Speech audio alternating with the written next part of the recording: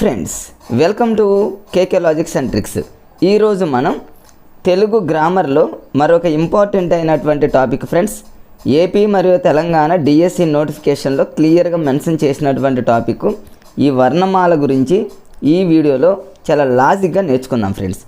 Telangana DSC నోటిఫికేషన్లో క్లియర్గా ఏమన్నాడంటే ఫ్రెండ్స్, వర్ణమాల విభాగాలు అనేటటువంటి సబ్ టాపిక్గా మనకు నోటిఫికేషన్ ఇవ్వడం జరిగింది.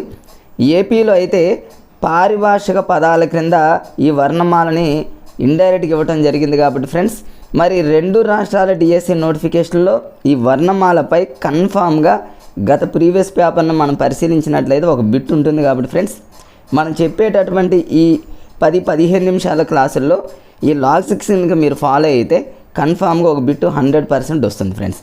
మరి జనరల్గా గతంలో అడిగినటువంటి బిట్స్ మనం చూసినట్లయితే ఇవి జనరల్గా ఉన్నటువంటి బిట్స్ ఫ్రెండ్స్. ఇవన్నీ వీటికి